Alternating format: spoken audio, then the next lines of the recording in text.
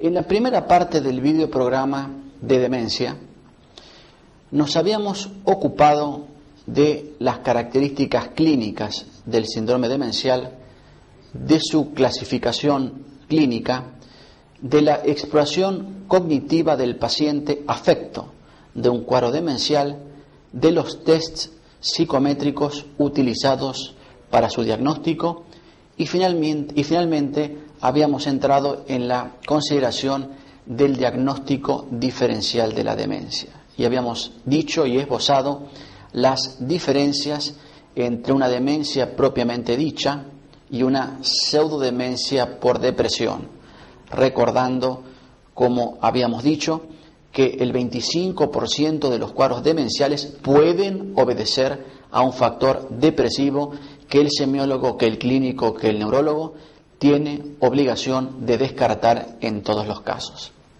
En esta segunda parte vamos a continuar con el diagnóstico diferencial, específicamente el diagnóstico diferencial entre la demencia y la confusión aguda, que es un trastorno relativamente frecuente en la práctica clínica diaria, y posteriormente vamos a entrar en la consideración de las principales causas del síndrome demencial.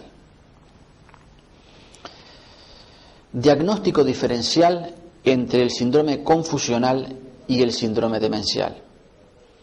Es frecuente que se confundan los síndromes confusional agudo y demencial.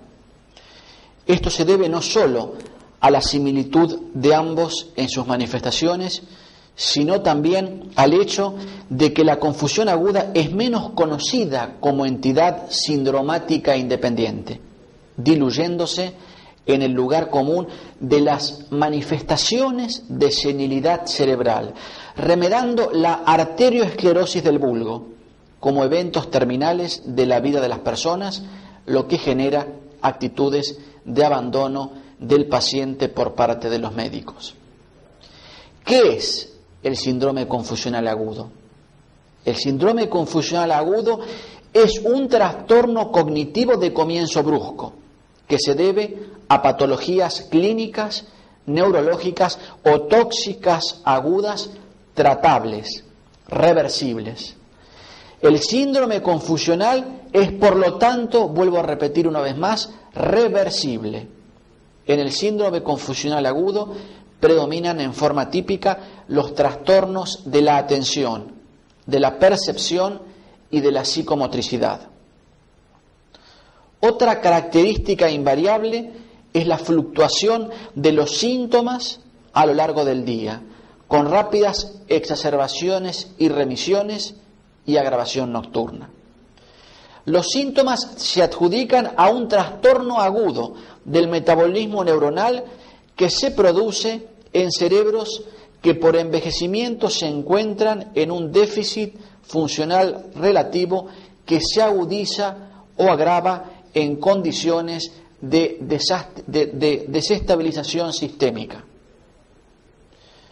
La importancia de que se reconozca adecuadamente la confusión aguda reside en que la misma es tratable y reversible y de ningún modo es sinónimo de evento terminal.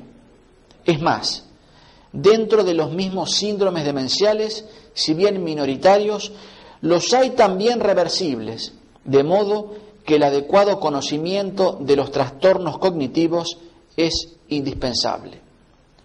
Vamos a considerar ahora las diferencias semiológicas entre los síndromes demencial y confusional agudo. En el síndrome demencial, el comienzo es insidioso. Habitualmente existe una historia de meses. La atención es normal, existe amnesia, percepción normal. El paciente se encuentra tranquilo y presenta una despreocupación característica. Existe con frecuencia afasia. La escritura se altera precisamente en función de la afasia. No hay o no varían los movimientos anormales generalmente. El electroencefalograma es normal en el primer estadio o algo enlentecido posteriormente. y no suele haber una causa sistémica. Estas son las características del síndrome demencial. ¿Cuáles son las diferencias y cuáles son las características ahora del síndrome confusional agudo? El comienzo no es insidioso como en el caso de las demencias, sino que es brusco. Habitualmente existe en la historia del individuo una historia de horas o días. Existe desatención, la memoria se altera precisamente por la desatención que presenta el enfermo, la percepción en este caso se altera, esto está dado por la existencia de ilusiones y alucinaciones, que es la percepción inexistente de objetos o imágenes de personas. El paciente no se encuentra tranquilo como en el caso del paciente demente, sino que característicamente está inquieto, acatísico y excitado. Presenta miedo y ansiedad que contrasta con la despreocupación que presenta el enfermo, afecto de un síndrome demencial. Existe disartria, muchas veces una leve anomia, como habíamos esbozado en el videoprograma de trastornos de lenguaje y afasias. Existe disgrafia marcada. Presenta el enfermo afecto de un síndrome confusional agudo, temblor, mioclonías, asterixis de comienzo brusco, vale decir, presenta movimientos anormales de comienzo brusco. El electroencefalograma se encuentra lentificado y frecuentemente desorganizado, como podemos ver en la imagen electroencefalográfica de un paciente afecto de un síndrome confusional agudo. Y por último debemos decir que el individuo presenta una causa sistémica o tóxica clara que explica las manifestaciones confusionales. Estas son las características diferenciales de ambos cuadros. Habiendo terminado con la diferencia entre demencia, pseudodemencia y la diferencia entre demencia y confusión aguda, la siguiente pregunta que nos tenemos que hacer es la siguiente: ¿cuáles son las enfermedades causantes de un síndrome demencial? Al respecto tenemos que decir que son muchas las enfermedades que pueden causar demencia. Podemos verlo en el cuadro. Las principales causas y frecuencia aproximada de las demencias progresivas más importantes están dadas por las siguientes: demencia tipo Alzheimer, 50% de los casos; demencia por infartos múltiples o demencia multiinfarto, 20%; combinación de ambas, vale decir, demencia tipo Alzheimer y demencia multiinfarto; hidrocefalia comunicante o síndrome de Hakim-Adams, 5%; demencia alcohólica, demencia postraumática, 5%; demencia debida a una corea de Huntington, 5%; masas intracraneales, 5%; demencias poco frecuentes o combinación de las anteriores, 10%.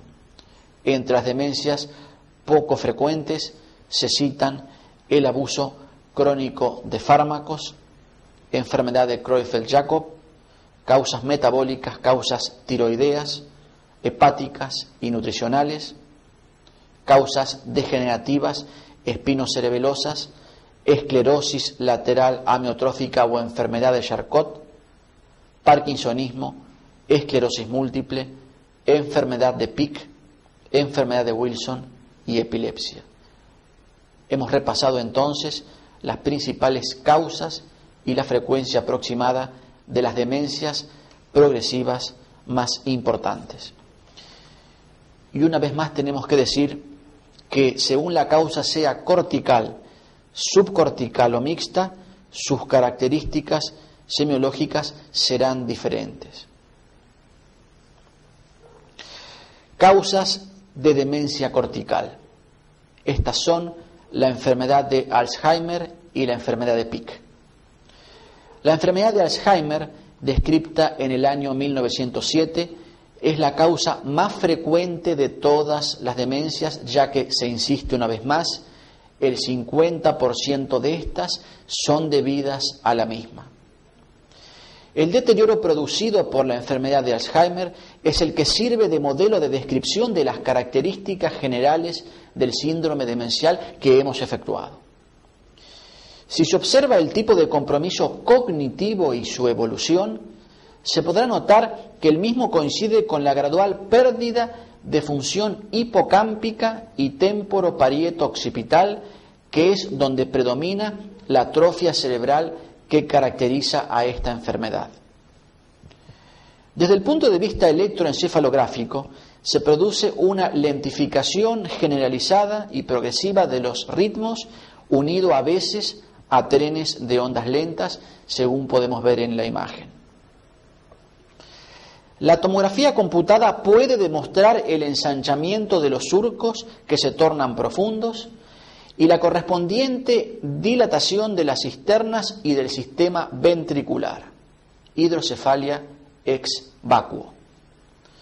La resonancia magnética por imágenes, por último, muestra en los cortes ponderados en T1 la dilatación de la cisura de Silvio y cuernos temporales de los ventrículos laterales con hipointensidad en los lóbulos temporales medios debida a atrofia hipocámpica. En T2 se observa una hiperintensidad anormal en el lóbulo temporal medial. Macroscópicamente, la anatomía patológica revela la presencia de dilatación ventricular con ensanchamiento de los surcos corticales a predominio temporo-occipital. Microscópicamente, hay tres tipos de lesiones características: las placas seniles, los anillos neurofibrilares o tangles y la degeneración granulovacuolar. Las placas seniles y los anillos neurofibrilares contienen sustancia amiloide, así como en un 80% de los casos la pared arterial. Se considera la enfermedad de Alzheimer como una angiopatía amiloide. Se considera, por lo tanto, una amiloidosis cerebral. Las placas seniles o neuríticas son formaciones redondeadas constituidas por prolongaciones anormales de axones y dendritas, conteniendo generalmente, como se dijo, un núcleo central amiloide. Los anillos neurofibrilares o tangles se originan por acumulación de un material filamentoso entre neuronas y abundan en el hipocampo y regiones adyacentes del lóbulo temporal. Es necesario subrayar, sin embargo, que lesiones del tipo de esta enfermedad se encuentran también en cerebros de pacientes de edad avanzada y que, sin embargo, no tienen demencia. Se ha sugerido que el compromiso cognitivo depende de la cantidad de lesiones que haya en el cerebro. Habría así un umbral, entre comillas, habría así un umbral patológico para el desarrollo de demencia. En la enfermedad de Pick, descrita en el año 1892, la atrofia predomina, por el contrario, no en los lóbulos temporoparieto-occipitales como en la enfermedad de Alzheimer, sino por el contrario, en la enfermedad de Pick, la atrofia predomina en los lóbulos frontal y temporal. De este modo, el compromiso cognitivo de esta enfermedad es diferente. Comienza con afasia o con trastornos de conducta, irritabilidad, agresividad, celotipia, hipersexualidad, y la amnesia y desorientación son más tardías. Puede presentarse el denominado síndrome de Kluver-Bucy, que se observa en las ablaciones temporales bilaterales, en este caso atrofia, y se caracteriza por hipermetamorfosis, hipoemocionalidad e hipersexualidad. Suele observarse asimismo la llamada tendencia bucal compulsiva, que consiste en la necesidad irresistible por parte del paciente de llevar a la boca objetos de cualquier naturaleza. Patológicamente, hay inclusiones celulares características en esta enfermedad que reciben el nombre de cuerpos de Pick. Se deja constancia que la enfermedad de Pick es 10 veces menos frecuente que la enfermedad de Alzheimer. Existen variantes de estas dos entidades cuando la atrofia inicial se produce o mantiene focalizada por largo tiempo en otras áreas, perisilviana, parietal y occipital. La etiología de las enfermedades de Alzheimer y Pick es desconocida y no tienen tratamiento. Como muchas veces estas enfermedades comienzan a edad temprana, 50 años, fueron llamadas clásicamente demencias preseniles, para diferenciarlas de las demencias seniles de la edad avanzada. Pero como en estas últimas, la anatomía patológica es similar, se agrupa hoy a todos estos procesos corticales bajo la denominación común de demencia tipo Alzheimer. Vamos a ocuparnos ahora de las causas de demencia subcortical. Las mismas son las siguientes. A. Enfermedades extrapiramidales. Estas enfermedades, debido a la alta prevalencia de enfermedad de Parkinson, son las más frecuentes. En la enfermedad de Parkinson se producen inclusiones celulares llamadas cuerpos de Lewy, que asientan tanto en regiones subcorticales, sustancia negra, como en la corteza. La demencia en el Parkinson generalmente se desarrolla años después de instalada la enfermedad, aunque hay casos en que la misma es precoz. Una enfermedad extrapiramidal en que la demencia resulta característica es la corea de Huntington, que es familiar y se debe a atrofia de los núcleos caudados. La demencia de esta enfermedad se caracteriza fundamentalmente por los trastornos de conducta. La corea comienza a la edad media de la vida y la demencia aparece más tarde. Hay casos en que la demencia precede a la corea. La tomografía computada puede revelar la existencia de una atrofia bilateral del núcleo caudado, como podemos ver en la imagen.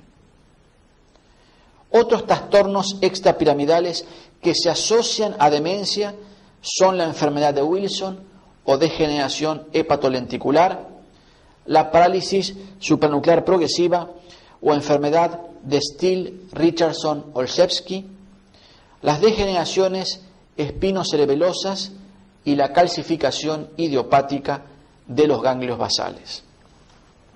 B. Hidrocefalia. La forma que se asocia a demencia es la hidrocefalia de presión normal o síndrome de Hakim-Adams, que puede ser idiopática o vincularse eventualmente a antecedentes de hemorragias cerebrales o subaracnoideas, traumatismos de cráneo o infecciones crónicas de oído.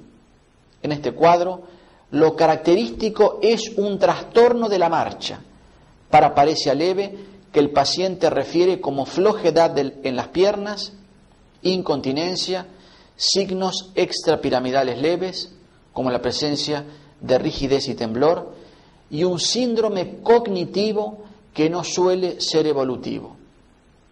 El diagnóstico del síndrome de Hakim-Adams se hace principalmente por el cuadro clínico que hemos esbozado, la tomografía computada y la cisternografía radioisotópica. La tomografía demuestra crecimiento ventricular notable junto a hiperclaridad de la sustancia blanca periventricular debido al aumento de su contenido líquido. La cisternografía radioisotópica demuestra la presencia de contaminación ventricular por permanencia prolongada del isótopo en el sistema ventricular sin llegar a la convexidad de los hemisferios como en los sujetos normales. Es interesante destacar que el electroencefalograma puede muchas veces contribuir al diagnóstico o ser un elemento orientador. Y esto ya lo habíamos dicho en el video programa de electroencefalografía. el trazado se encuentra alterado y es característico la presencia de un ritmo de fondo lento y desorganizado, con trenes generalizados de ondas lentas, hipersincronías zeta y delta interpuestos, más notorios en áreas frontotemporales. Es interesante destacar que la extracción de líquido cefalorraquídeo por punción lumbar puede causar notable mejoría. Los procedimientos quirúrgicos de derivación solo mejoran la mitad de los casos. C. Causas tóxicas, metabólicas y sistémicas. Entre muchas otras, es importante mencionar al hipotiroidismo, causa frecuente de demencia que deberá ser siempre descartada mediante la valoración de hormonas tiroideas. También a las causas nutricionales como el déficit de tiamina o vitamina B1 y el déficit de cianocobalamina, vitamina B12, que parece ser una causa de demencia más frecuente de lo que se supone. Las insuficiencias parenquimatosas pueden también producir compromiso cerebral, insuficiencia respiratoria, hepática, renal, cardíaca, describiéndose en especial una demencia vinculada a la diálisis renal. La demencia puede ser también un síndrome paraneoplásico, encefalitis límbica. Finalmente, una gran cantidad de fármacos pueden provocar trastornos cognitivos, neurolépticos, anticolinérgicos, por lo que deberá tenerse en cuenta la medicación que el paciente recibe en el momento de la consulta. La importancia de diagnosticar estos cuadros radica en que en su mayoría son causa de demencia potencialmente reversible. D. Depresión. Es también una causa subcortical y este punto ya lo hemos tratado con toda prolijidad anteriormente. Vamos a ocuparnos finalmente de las causas de demencia mixta, corticales y subcorticales a la vez. La causa que predomina en este grupo es la vascular. La fisiopatología y las características de las lesiones encefálicas vasculares son ampliamente conocidas. Esto se trató en el videoprograma de accidente vascular cerebral. Y se ha hecho mención anteriormente de los signos que distinguen a este tipo de demencia junto al test de Jaczynski. Es la multiplicación de lesiones vasculares con pérdida neuronal consiguiente lo que causa la demencia, poniendo aquí de manifiesto nuevamente un fenómeno de umbral para las manifestaciones cognitivas. Las demencias vasculares representan aproximadamente el 20% de los casos. Otras causas de demencia mixta son las infecciones del sistema nervioso central, virus lentos, post-meningoencefalíticas, LUES, síndrome de inmunodeficiencia adquirida o SIDA, los traumatismos, demencias pugilística y postraumática, las neoplasias cerebrales, las enfermedades hereditarias, leucodistrofias y la esclerosis múltiple. Enfermedad de Creutzfeldt-Jakob. La enfermedad de Creutzfeldt-Jakob constituye una causa de demencia mixta, descripta en el año 1920 por Creutzfeldt y en el año 1921 por Jakob. Es una afección rara de evolución muy rápida que acontece en la edad media de la vida. Las manifestaciones clínicas son variadas. Los pacientes desarrollan rápidamente un cuadro demencial, siendo evidente el empeoramiento en cortos intervalos de tiempo. Pueden presentarse manifestaciones piramidales, cerebelosas, extrapiramidales y atrofias musculares. En la fase temprana de la enfermedad pueden aparecer subsaltos mioclónicos. La enfermedad progresa de manera inexorable y la muerte acontece en coma profundo y al cabo de un año, aunque se describen evoluciones más cortas o tardías. El electroencefalograma se hace anormal en el transcurso de la enfermedad, mostrando lentitud difusa con ondas agudas sobreagregadas. Estas ondas agudas, generalizadas y bisincrónicas, con la característica de repetirse a intervalos relativamente cortos, adquiriendo un aspecto periódico por la regularidad del intervalo libre, pueden persistir hasta el final, mostrando un trazado plano entre una y otra descarga. Goldhammer y Braham proponen una tríada diagnóstica para esta enfermedad: deterioro mental, mioclonías y un trazado electroencefalográfico con las ondas agudas descritas. Debe tenerse en cuenta, sin embargo, el hecho que trazados similares pueden verse en la encefalopatía hepática, en la encefalopatía disenzimática y en ciertos tumores talámicos. Es interesante destacar que la tomografía computada puede ser normal, hecho que contrasta significativamente con el deterioro manifiesto del paciente en la esfera de sus funciones mentales superiores, elemento que posee cierta importancia en el diagnóstico diferencial con otros cuadros demenciales. El éxito en la transmisión de la enfermedad del hombre al chimpancé y ciertas características histopatológicas comparables con casos de Kuru hablan del papel patogénico de un virus lento.